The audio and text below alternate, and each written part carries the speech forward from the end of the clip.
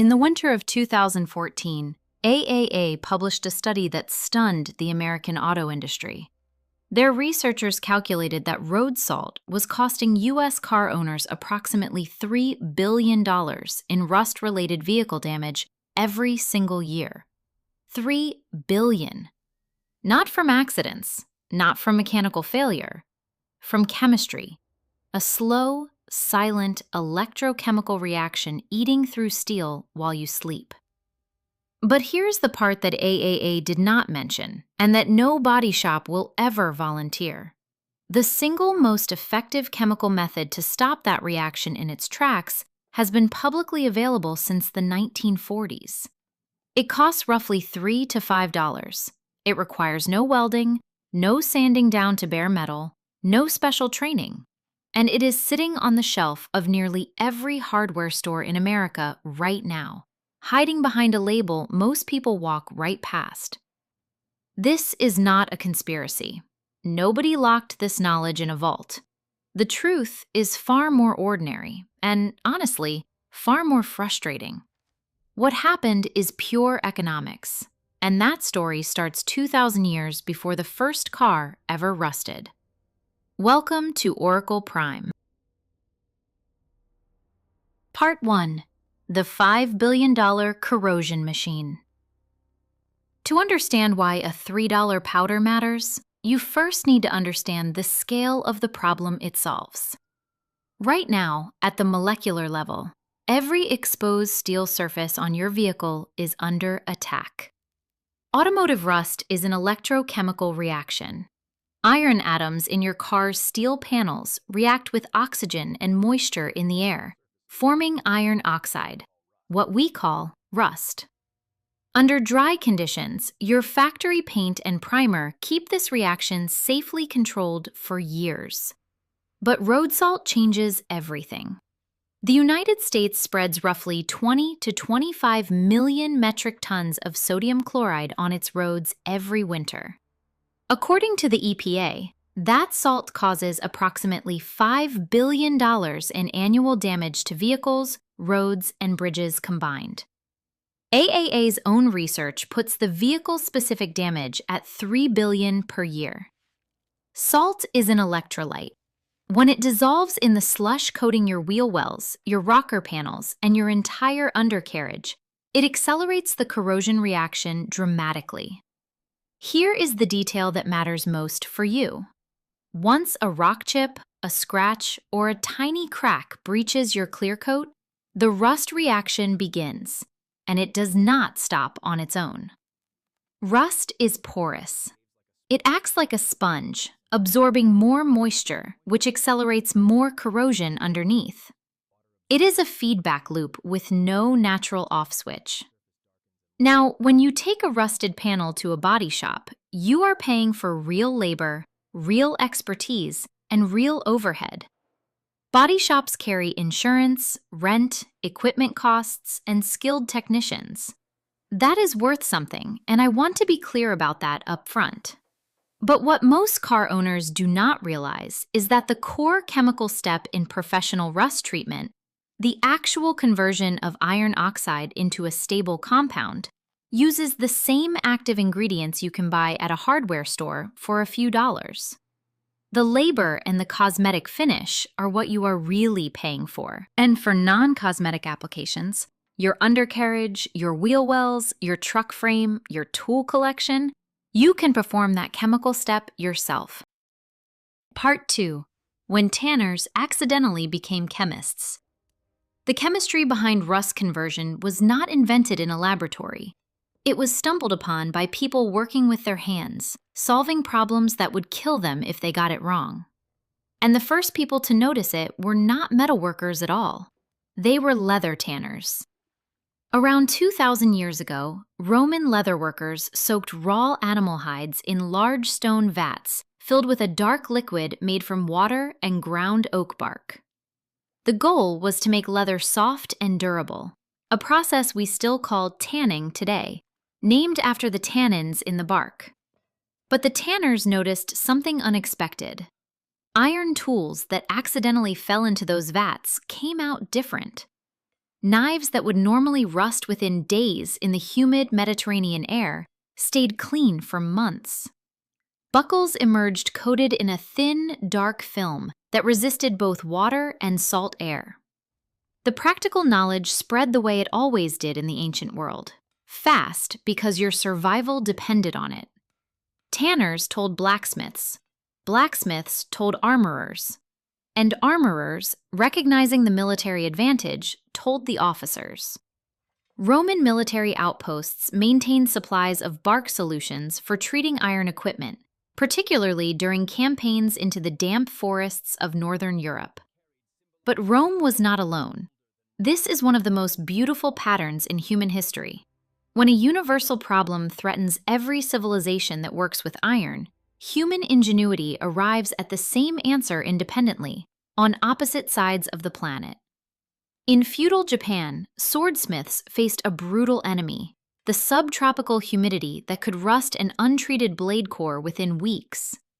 Their solution was fermented persimmon juice, rich in condensed tannins. They brushed this liquid onto the soft iron spine of katana blades before the clay tempering process. The formulations became closely guarded trade secrets, passed only from master to apprentice. In West Africa, Yoruba ironworkers confronted 6 months of relentless tropical monsoon rains. They extracted tannins from shea bark and acacia pods, painting the liquid onto machetes and agricultural tools before the rainy season. The result? Tools that survived months of corrosive tropical moisture while untreated iron crumbled. 5 continents, dozens of cultures, thousands of years apart. Every single one arrived at the same conclusion. Certain plant-based compounds stop iron from corroding. This is not folklore. This is convergent chemistry, the shared survival heritage of humanity. Part 3. The Crucible of Global War. For 2 millennia, this knowledge lived in the hands of craftsmen. It worked, and that was enough. But in the early 1800s, formal chemistry began catching up. European chemists isolated tannic acid as a pure compound and documented its reaction with iron oxide. By the mid-19th century, the British Royal Navy was running formal tests on tannic acid solutions applied to the iron hulls of warships. Ships treated with tannin-based solutions showed significantly less hull corrosion compared to those treated with the toxic, expensive lead-based paints of the era. But the ultimate stress test for metal preservation came during the Second World War. When the conflict erupted, rust became a full-scale military emergency. Equipment shipped across the damp, salty Atlantic arrived with corroded components. Rifles stored in Pacific Island humidity jammed shut as tropical moisture ate through standard oil coatings. Every corroded weapon was a soldier who could not fight. Every seized mechanism was a vehicle that could not move. The U.S. military tested hundreds of anti-corrosion compounds at facilities like the Aberdeen Proving Ground in Maryland, running accelerated salt spray tests on bare steel panels. Simple tannic acid solutions applied to pre-rusted steel performed exceptionally well in these tests, consistently outperforming more expensive synthetic competitors. The military response was immediate. Tannic acid was ordered in bulk for depots across multiple theaters of war. Jeep chassis, ammunition cans, rifle barrels, steel bridge components, all treated with the same natural compound that Roman craftsmen had stumbled upon in their tanning vats. Simultaneously, the military perfected another weapon against corrosion: phosphoric acid conversion coating. The process traces back to British patents from the early 1900s.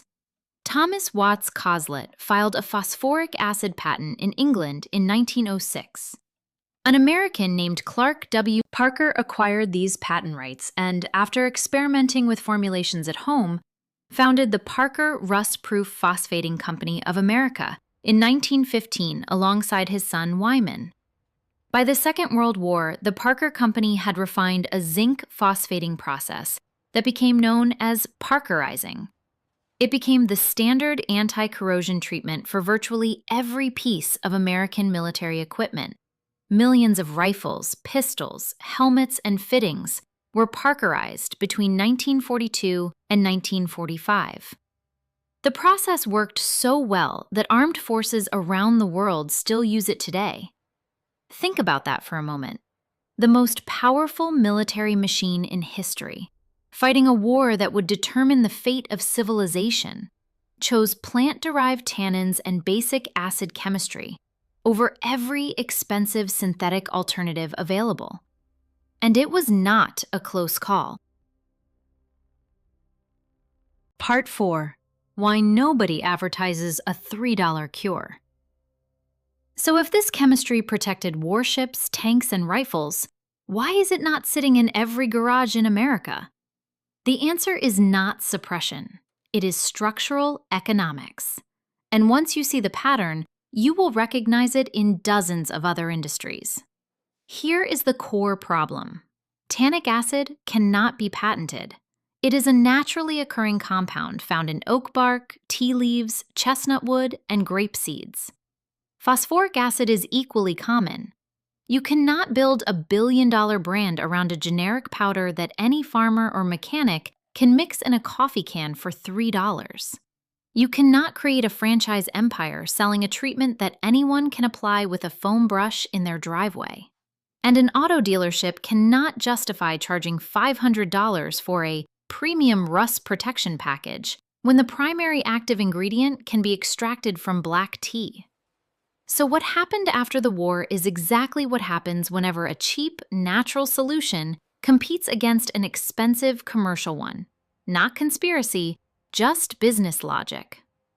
Large chemical companies that had built massive manufacturing facilities around synthetic, petroleum-based rust inhibitors during the war had no incentive to promote a $3 generic powder. No one suppressed tannic acid. No one locked it away. There was simply no profit motive to advertise it. Instead, the industry did something perfectly legal and entirely predictable. They repackaged the chemistry. They took a few dollars worth of tannic acid or phosphoric acid, dissolved it in proprietary solvent blends, poured it into branded bottles, and sold it at a significant markup under names like rust conversion compound or advanced oxide treatment. New vocabulary, same ancient molecule, higher price. Walk into any hardware store today. Pick up any commercial rust converter selling for $20 or $30. Find the safety data sheet. Tannic acid or phosphoric acid is listed right there in the active ingredients, usually as the primary component. They did not stop using the ancient chemistry because it failed. They branded it. Meanwhile, in 1953, a small company called the Rocket Chemical Company in San Diego was developing rust prevention solvents for the aerospace industry. Their chemist perfected a water-displacing formula on the 40th attempt, and they named it WD-40. It became a massive global success, and rightfully so. But WD-40 is a water displacer and light lubricant, a preventative product, not a deep rust converter. It is excellent at what it does, but it solves a different problem than what we are discussing today.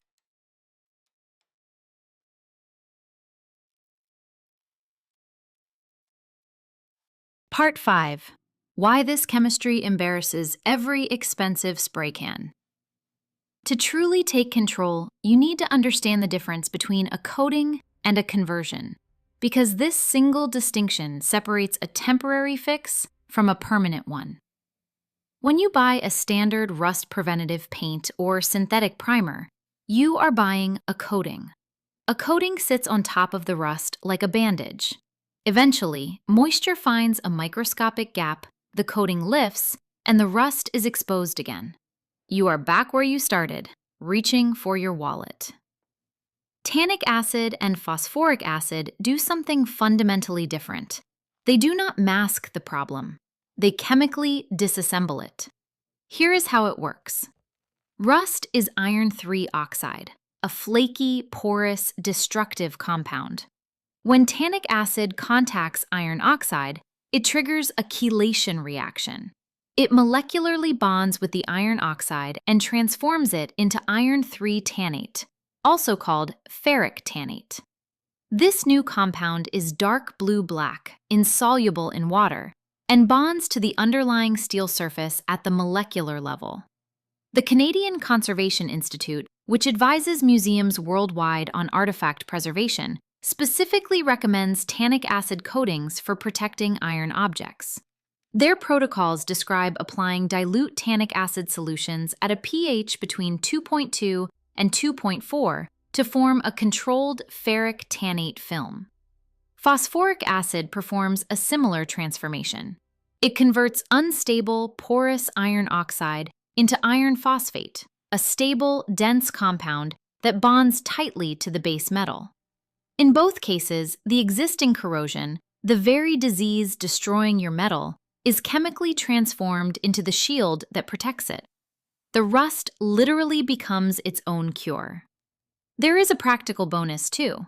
The conversion creates a microporous surface texture.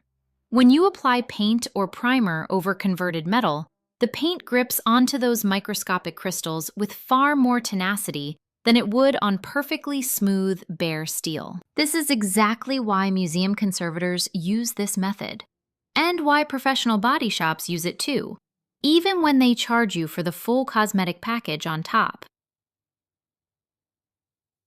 Part 6. The $3 Protocol. Step by step. Now that you understand the science, here is exactly how to apply it. This protocol works for undercarriage rust, wheel wells, truck frames, tool restoration, garden equipment, and any non-cosmetic steel surface. Total cost? Roughly $3 to $5 in materials, plus about 30 minutes of your time. First, acquire the chemical. You have several options. Food-grade tannic acid powder is available online from bulk suppliers for $3 to $5 per 100 grams, enough to treat roughly 40 square feet of rusted metal.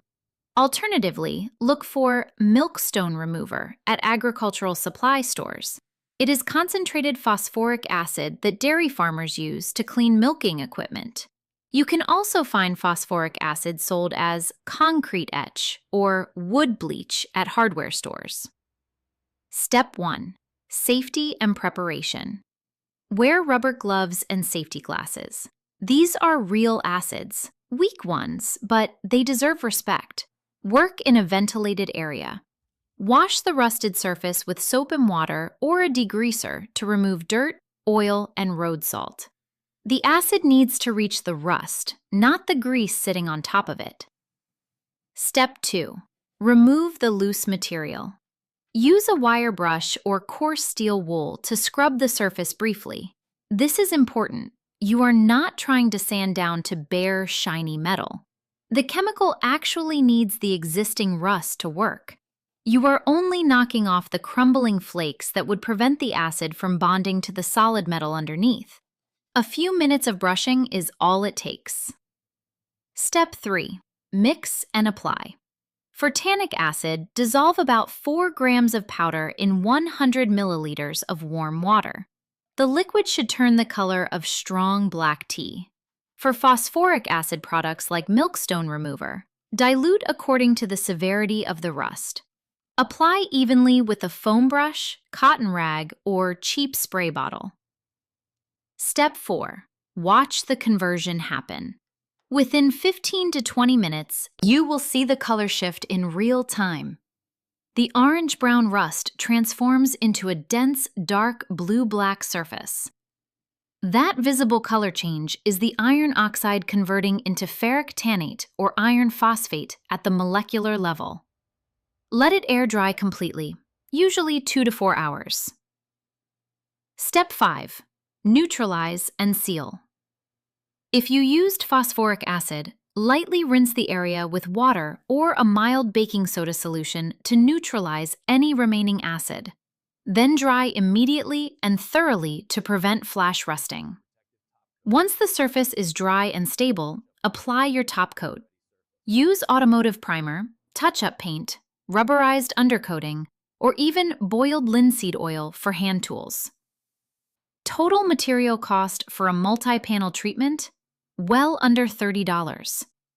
You have just performed the same core chemical process that professional shops use as their foundation step, the conversion of destructive iron oxide into stable, protective iron tannate or iron phosphate. Part 7. When this is not enough, the honest truth. Now, here is where I need to be straight with you, because your safety matters more than any YouTube video. This method works brilliantly on surface rust, stage 1 oxidation where the metal underneath is still structurally sound. It is perfect for wheel wells, rocker panels, undercarriage frames, tool restoration, garden equipment, cast iron cookware, and any situation where cosmetic perfection is not required. But rust conversion has real limits. If your metal has rusted through, if there are actual holes, if the steel has become paper thin, if you can push a screwdriver through it, no chemical converter will fix that. You cannot chemically convert metal that is no longer there. Structural rust on brake lines, subframe mounts, suspension components, or any safety-critical part of your vehicle requires professional inspection and repair. Period. No exceptions. A chemically converted subframe that has lost structural integrity is still a dangerous subframe. Similarly, if you need a cosmetic result, a panel that looks factory new with color-matched paint and a smooth finish, you need body shop skills, equipment, and experience that go beyond what a bottle of tannic acid provides. Body shops charge what they charge because skilled cosmetic metalwork is genuinely difficult. The goal here is not to replace professional mechanics. It is to equip you with the knowledge to handle the 80% of rust situations where professional intervention is unnecessary. The surface corrosion on tools, frames, and hidden panels that costs you money if you ignore it, but costs very little if you catch it early and convert it yourself. Conclusion: reclaiming what was never lost. Remember that study from the opening. $3 billion a year in salt damage to American vehicles? You now have the knowledge to make sure your car, your truck, and your tools are not part of that number. What we covered today is not a secret. It never was. Tannic acid is on the shelf at your hardware store. Phosphoric acid is in the dairy aisle of your farm supply shop. The chemistry is published in museum conservation manuals, military maintenance archives, and peer-reviewed corrosion science journals. Nobody buried it. But nobody had a financial reason to put it on a billboard either. And in a world where knowledge only travels as far as advertising budgets can push it, that quiet truth got lost beneath louder, more expensive brands. The past is not just a collection of dusty dates and forgotten names. It is a survival manual, refined across 2,000 years by Roman tanners, Japanese swordsmiths, West African ironworkers, and American military engineers, all arriving at the same answer, independently, across centuries and oceans. That answer still works. It works on your truck frame. It works on your grandfather's tools. And it costs about the same as a cup of coffee. Self-reliance is not a trend. It is the oldest human tradition there is. And today, you just reclaimed a piece of it. If this changed the way you look at the rusting metal around you, share it with someone who needs it. Subscribe to Oracle Prime and get ready, because the next vault we open goes even deeper.